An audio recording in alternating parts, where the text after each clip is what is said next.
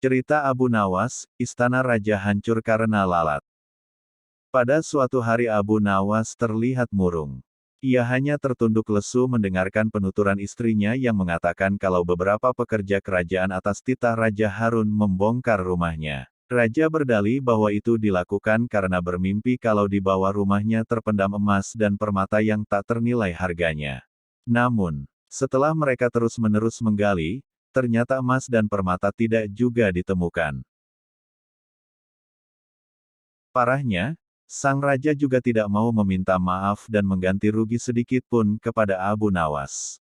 Karena itulah Abu Nawas sakit hati dan memendam rasa dendam kepada perusak rumahnya. Lama Abu Nawas memeras otak. Namun belum juga ia menemukan muslihat untuk membalas perbuatan Baginda. Makanan yang dihidangkan istrinya pun tidak dimakan karena nafsu makannya telah lenyap. Keesokan harinya Abu Nawas melihat banyak lalat-lalat mulai menyerbu makanannya yang sudah mulai basi. Begitu melihat lalat-lalat itu berterbangan, Abu Nawas tiba-tiba saja tertawa riang seolah mendapatkan ide. "Tolong ambilkan kain penutup untuk makananku dan sebatang besi," kata Abu Nawas kepada istrinya. Dengan wajah berseri-seri, Abu Nawas berangkat menuju istana. Setiba di istana, Abu Nawas membungkuk memberi hormat kepada Raja Harun. Raja Harun terkejut atas kedatangan Abu Nawas di hadapan para menterinya. Raja Harun mempersilahkan Abu Nawas untuk menghadap. "Ampun tuanku, hamba menghadap tuanku Baginda hanya untuk mengadukan perlakuan tamu-tamu yang tidak diundang. Mereka memasuki rumah hamba tanpa izin dan berani memakan makanan hamba," lapor Abu Nawas. "Siapakah tamu-tamu tidak diundang itu wahai Abu Nawas?" ujar Baginda dengan bijaksana. "Lalat-lalat ini tuanku," kata Abu Nawas sambil membuka penutup piringnya. "Kepada siapa lagi hamba mengadu, kalau bukan kepada paduka junjungan hamba?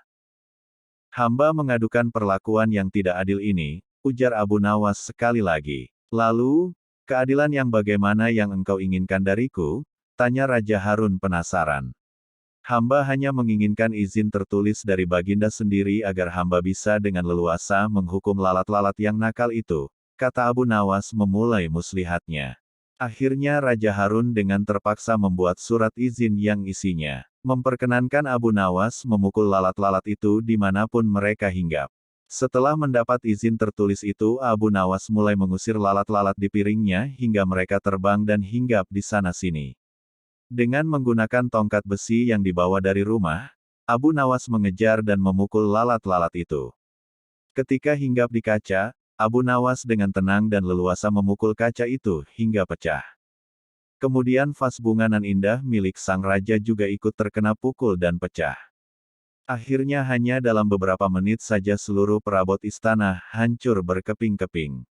Raja Harun tidak bisa berbuat apa-apa kecuali menyadari kekeliruannya yang telah dilakukan terhadap Abu Nawas dan keluarganya. Setelah merasa puas, Abu Nawas mohon diri. Barang-barang kesayangan Raja Harun banyak yang hancur.